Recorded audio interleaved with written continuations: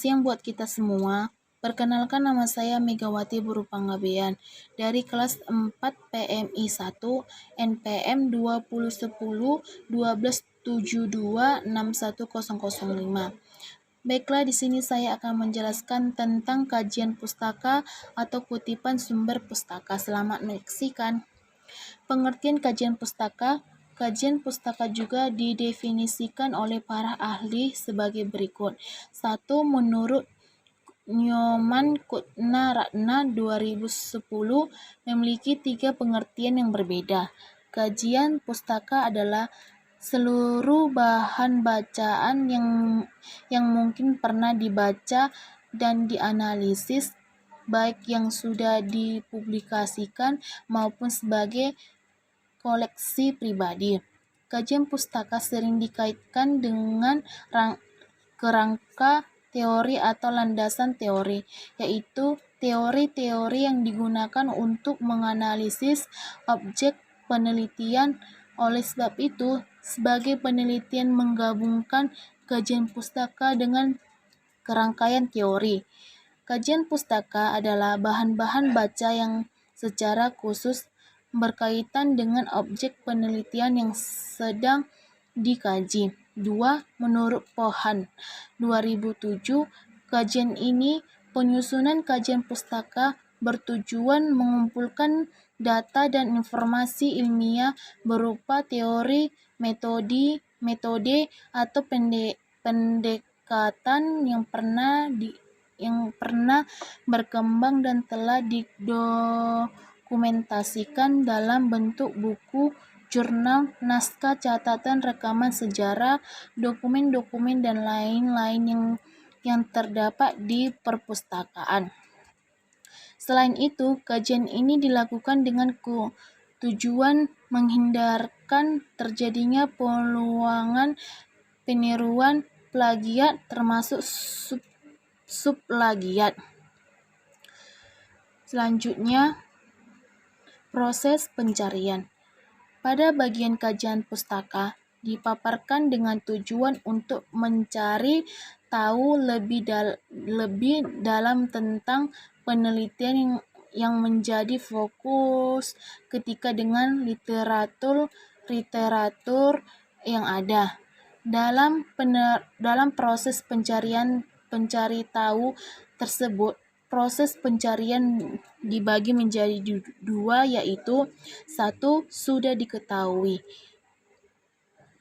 Proses penelitian yang sudah diketahui atau dalam artian telah dikaji sebelumnya, maka dapat dijadikan sumber referensi. Untuk menjadikan sebagai sumber referensi, tentunya haruslah diketahui bagaimana memperoleh informasi mengenai sumber tersebut. Sumber yang sudah diketahui ada yang telah dituliskan dan ada pula yang belum. Sumber yang telah dituliskan maka dapat diperoleh dengan mencarinya internet atau di perpustakaan. Sumber-sumber tersebut bisa berupa jurnal, artikel, buku, dan sebagainya. Namun sumber-sumber yang belum dituliskan, maka jalan satu-satunya untuk memperoleh informasi tentang penelitian tersebut adalah dengan mendatangi subjeknya penelitian sebelumnya untuk diwawancarai. 2. Belum diketahui. Topik penelitian yang baru atau objek kajiannya belum diteliti sebelumnya, maka menjadi tantangan tersendiri bagi peneliti tersebut untuk mengolah informasi yang ada yang terkait. Setelah informasi dikumpulkan, maka selanjutnya disusunlah komponen-komponen yang kemungkinan sebagai landasan untuk membuat indikator. Dari indikator tersebut kemudian disusunlah instrumen penelitian. Selanjutnya manfaat dan fungsi kajian pustaka. Menurut Alan Brayman, beberapa poin penting mengapa kita harus membaca literatur yang sudah eksis adalah karena kita perlu mengetahui apa yang harus diketahui tentang topik yang akan kita teliti, apa konsep dan teori yang sudah diaplikasikan dalam membahas topik penelitian yang akan kita lakukan, apa metode penelitian yang sudah pernah diterapkan dalam mengkaji topik tersebut, apa saja kontroversi yang berkaitan dengan topik dan bagaimana hasil studi tersebut muncul. Jika ada apa saja, kemudian penelitian yang saling bertolak belakang. Siapa saja penelitian yang sudah pernah dilakukan penelitian berkaitan topik yang akan kita teliti. Sementara untuk manfaat dari kajian pustaka antara lain, 1. Sebagai solusi. Dengan adanya kajian pustaka, maka kerangkaian berpikir menjadi jelas sehingga solusi dari permasalahan ditemukan berdasarkan hasil pengajian-pengajian dari berbagai literatur tersebut. 2. Landasan pengembangan instrumen. Setelah menemukan solusi berupa teori, selanjutnya disusunlah indikator-indikator berdasarkan solusi tersebut. Indikator yang disusun inilah yang kemudian menjadi instrumen dalam penelitian. 3. Membuat atau menentukan kriteria. Terkait dengan penelitian evaluasi dalam membuat atau menentukan kriteria dengan dimulai pembukaan pertanyaan terjadi dahulu. Kriteria yang termasuk seperti keberhasilan atau kegagalan, saran bagi program tersebut diidentifikasikan, kemudian dibuatlah kesimpulan sesuaikan dengan teori atau tidak. 4. Memverifikasi hasil penelitian. Pada manfaat memverifikasi hasil penelitian ini dimasukkan sebagai perbandingan hasil penelitian yang telah kita lakukan dengan penelitian sebelumnya sehingga diperoleh kesimpulan-kesimpulan yang menjadi hasil dari verifikasi tersebut. Macam-macam. Berikut macam-macam teori berdasarkan jenis penelitian yang dilakukan antara lain. 1. Kajian pustaka penelitian kuantitatif. Teori dalam penelitian kuantitatif dapat diartikan sebagai seperangkat gagasan konstruk atau variabel yang saling berhubungan dan berasosiasi dengan proses atau hipotesis yang merinci hubungan antar variabel. Fungsi teori dalam satu penelitian bisa saja berbagi argumentasi, berbahas atau alasan. Dalam proposal penelitian kuantitatif, penelitian bisa menegaskan teorinya dalam berbagai bentuk. Penelitian menegaskan teori dalam bentuk pertanyaan, hipotesis yang saling berhubungan. Contohnya, semakin tinggi pangkat seseorang, semakin kuat sinceralitasnya.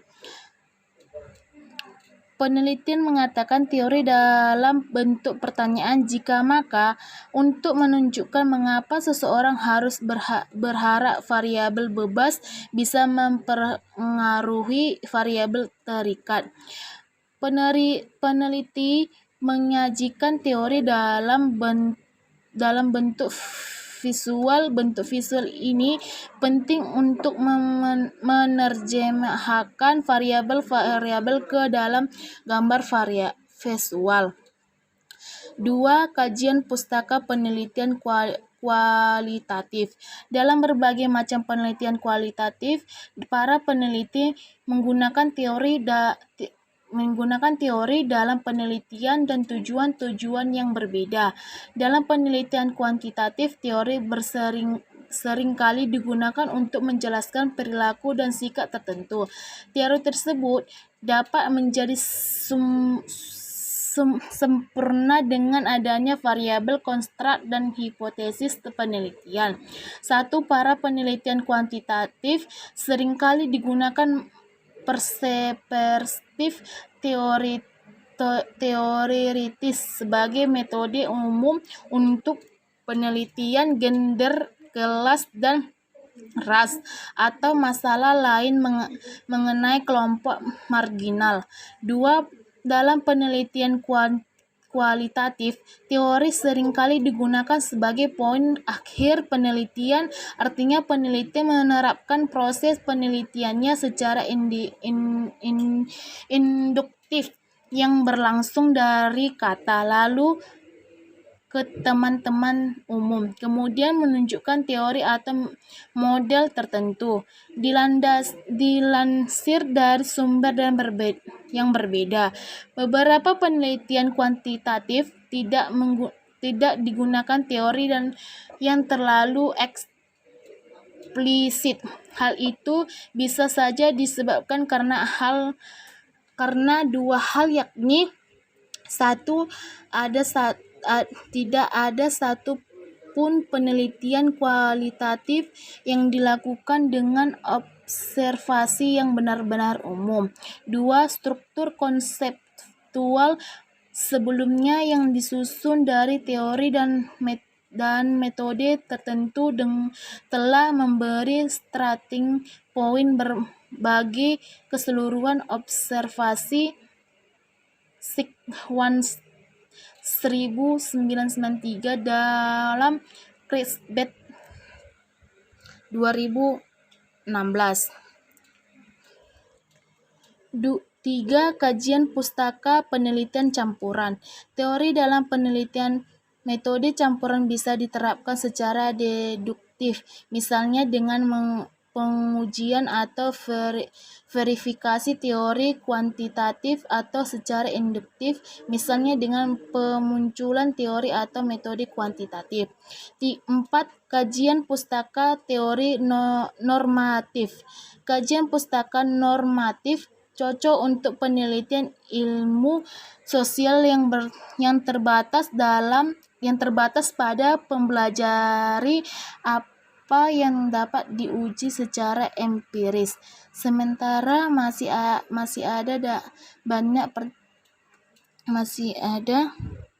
banyak pertanyaan penting tentang politik yang berada di luar cakupannya. Karena itu juga sentral bagi ilmu politik adalah apa disebut filsafat politik atau teori normatif. Selanjutnya, sumber kajian pustaka.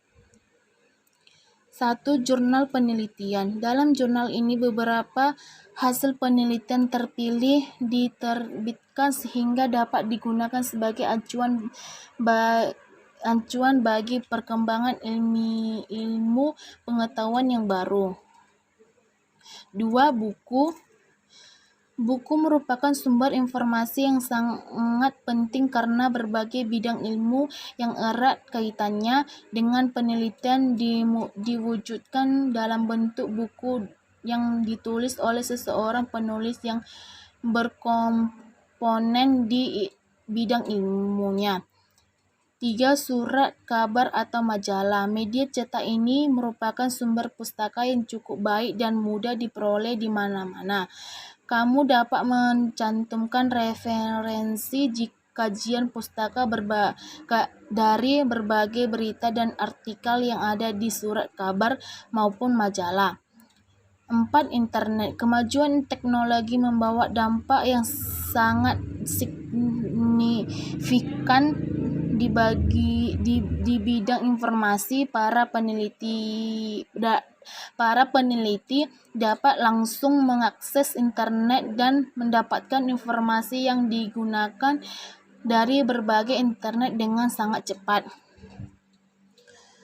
Selanjutnya, penyusunan kajian pustaka. Langkah-langkah yang digunakan dalam penyusunan. 1. Menyiapkan butir-butir yang perlu mencatat informasi dari pustaka. 2. Menyiapkan sistematika pengumpulan informasi.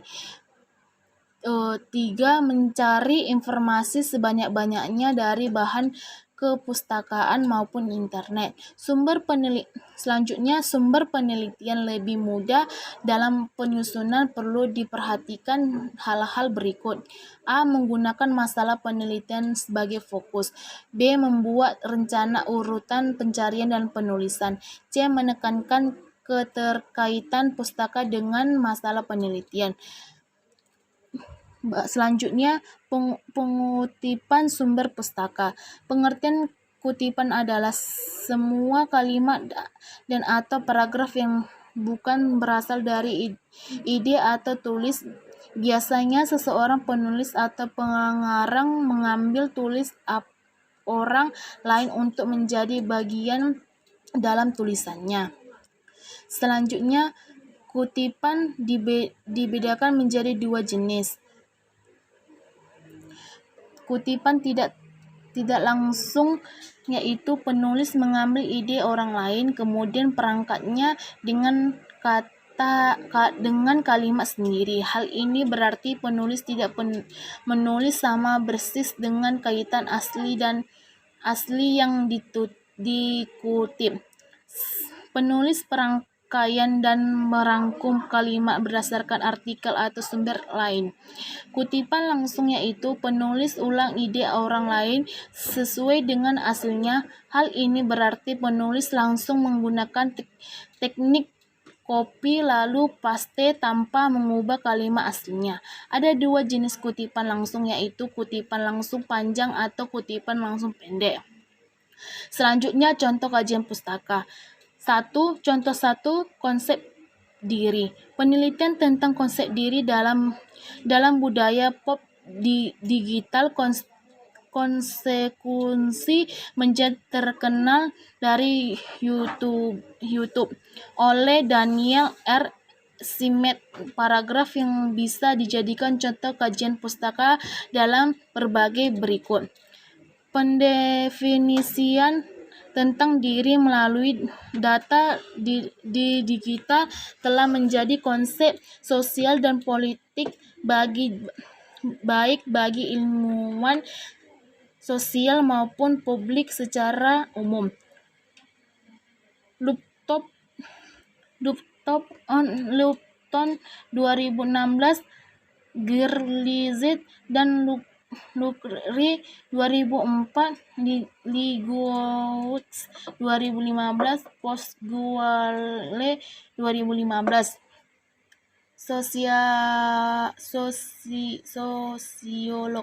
Sosiolog telah melakukan mapping terhadap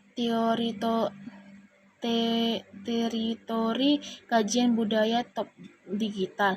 Berg dan Gade 2008, Berg dan Rupert 2013. Dan pendekatan bahwa dalam data kehidupan sosial yang baru, kita harus memahami bagaimana sirkulasi data mempengaruhi performan, subjektivitas, dan pengalaman hidup sehari-hari. Berg dan Borbe 2013. Selanjutnya, 2. Contoh 2 klasifikasi Kamboja. Klasifikasi Kamboja dapat dilihat pada tabel 2 dan 1. Tumbuhan yang termasuk Fabili apogane merupakan tumbuhan berbunga dan berasal dari Amerika Tengah dan Afrika. Di alam, tumbuhan ini berbentuk simak liar dan tumbuhan di daerah gurun yang panas dan dapat hidup lama tanpa air. Usia tanaman ini bisa mencapai ratusan tahun. Ciri khas Kamboja adalah bunganya yang beraroma khas dan sering dijadikan bahan baku parfum. Warna mahkotanya merah. Tinggi tanaman ini dapat mencapai lebih dari 6 meter dan bercabang-cabang. Jenisnya adalah kayu lunak dan bergetar sehingga tidak cocok sebagai bahan baku furniture. Daun kemboja berwarna hijau, terbentuk lonjong dengan urat daun terlihat menonjol di belakang dan di ujung daun yang bercuring. Dan kemboja berwarna kuning ketika hendak rontok. Pada musim panas banyak daunnya yang rontok dan bunga banyak yang bermerak.